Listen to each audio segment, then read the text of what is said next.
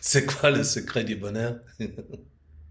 Et il y a quelqu'un qui me dit, mais toi, Emmanuel, tu es toujours en train de sourire là, sur les photos Facebook, LinkedIn, partout. Dès que tu vois, il y a une photo de toi, tu es toujours en train de sourire.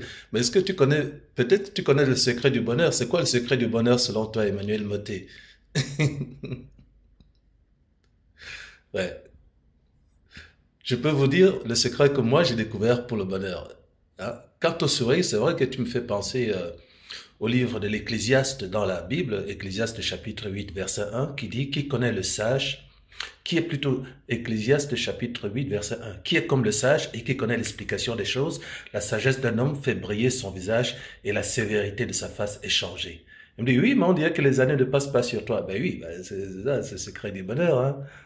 Voilà, je vais être généreux pour partager le mien. Alors, je vais vous donner deux triptyques.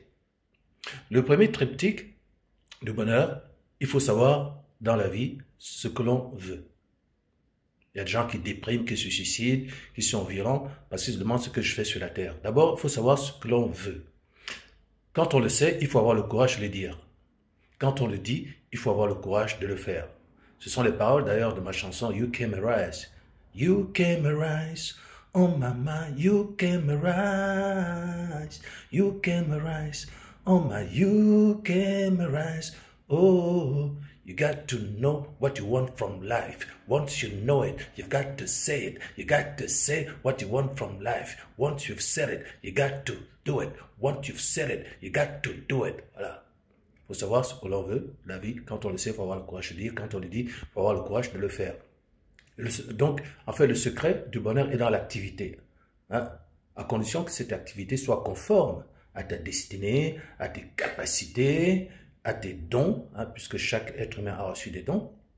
Et le second triptyque qui fait suite à l'acquisition de ce que on veut faire, c'est-à-dire au savoir, à l'acquisition du savoir, c'est dans la vie, il y a le savoir, il y a le savoir-faire et le faire-savoir.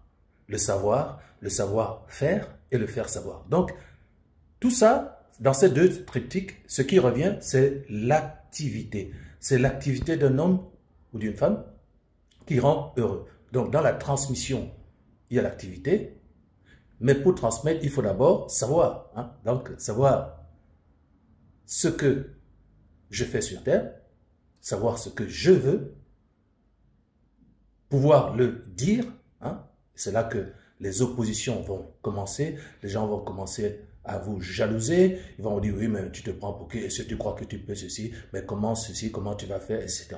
Donc, il faut savoir que, donc voilà, une fois que tu as su, eh bien, il y aura des confrontations, il y aura des jalousies, il y aura des obstacles, il y aura des défis. Peut-être faudra que tu ailles à l'université, que tu fasses un apprentissage, une formation, un stage, etc. Et il faudra maintenant le dire, c'est-à-dire qu'il faut que tu puisses optimiser ce que tu as discerné. Donc, discerner, ça demande aussi l'intelligence. Hein, c'est ça, le discernement, c'est l'intelligence. L'optimiser, c'est dire, voilà ce que je veux faire. Quand tu dis, tu crées les choses. Regardez le Créateur de la terre et du ciel, avec tous les nuages. Regardez juste au-dessus de vos têtes. Regardez la beauté céleste. Regardez la manière dont les nuages parsèment cet espace qui serait vide. Regardez les cumulus, les cumulonimbus, les stratus qui sont au-dessus de vos têtes. Regardez la couleur extraordinaire de la peinture céleste, de cet artiste qu'est notre Créateur. Regardez les étoiles, regardez la Cassiopée, regardez les étoiles filantes, etc. C'est quelqu'un qui, à un moment donné, alors qu'il y avait les ténèbres, a dit que la lumière soit. Et la lumière fut. Et il vit que cela était bon. C'est-à-dire que l'activité est la seule manière d'être en réalité heureux. Donc vous êtes heureux non pas à cause de ce que d'autres font, vous êtes heureux à cause de ce que vous faites. Voilà. Quand je suis devenu champion de France de karaté, médaillé de championnat d'Europe de Stockholm, mes anciens camarades de classe n'en revenaient pas parce que moi j'étais le gars le petit freluquet que tout le monde tabassait à l'école parce qu'il avait une grande gueule, qu'il parlait bien et qu'il était capable de remettre les gens à leur place. Aujourd'hui, j'ai ma propre maison d'édition alors qu'aucune maison d'édition française n'a jamais voulu de mes livres parce que j'ai des livres qui parlent de vraies choses, qui ne sont pas là juste pour raconter l'histoire, la guerre mondiale, les problèmes dans la famille, etc.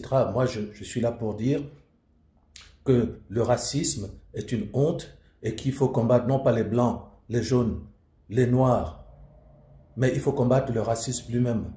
Que le racisme a existé. Voici comment ça a commencé. Il faut combattre des idées, il faut combattre des pensées, parce que le racisme, c'est comme un démon qui a assujetti toutes les cultures, toutes les couleurs de la terre. Je parle du suicide. Je raconte mon parcours dans cette problématique suicidaire. Donc moi, j'écris des vrais livres dont les gens ne veulent pas, dont les éditeurs ne veulent pas, parce que les éditeurs, ils ont déjà leur ligne éditoriale. Et pourtant, aujourd'hui, mes livres sont à la FNAC. Mes livres sont chez Kobo, en anglais et en français. Mes livres sont chez l'éditeur américain, le plus grand éditeur, le plus grand libraire du monde, l'éditeur américain Barnes & Noble. On me disait, oui, tu as rencontré le Christ, mais comment tu vas faire pour avoir une église? Tu n'as pas d'argent, il faut des bâtiments, il faut beaucoup d'argent. Eh bien, j'ai inventé l'église numérique.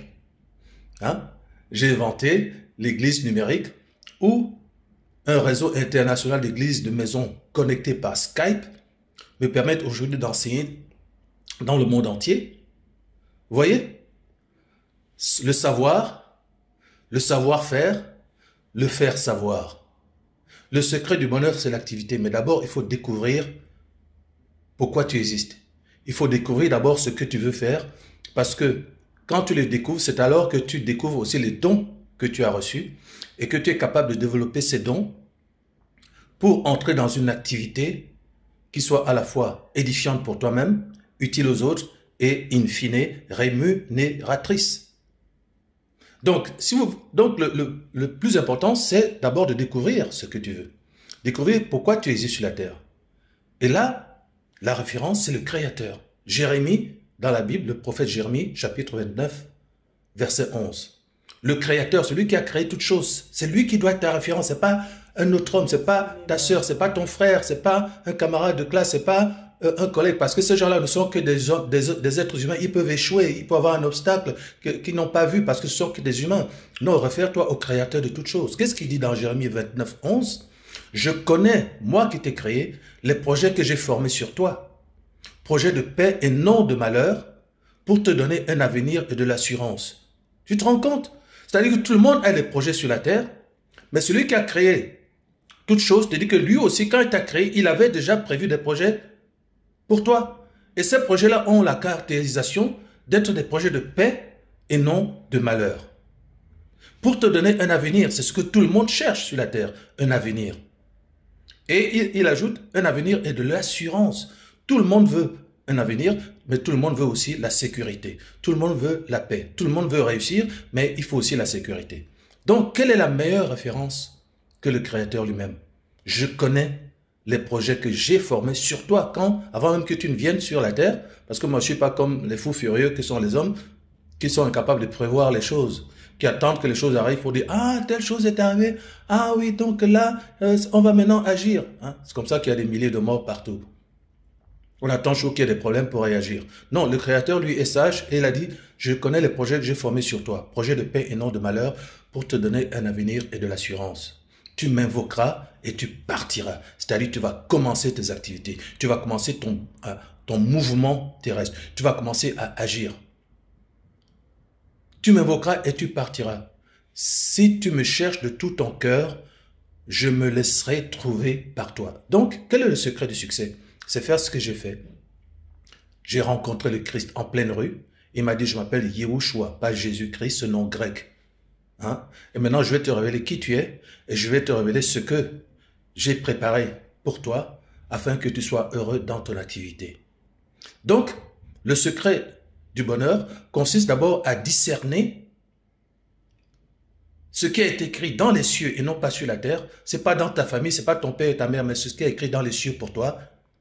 le mettre en pratique et le partager aux autres. Voilà le secret du bonheur.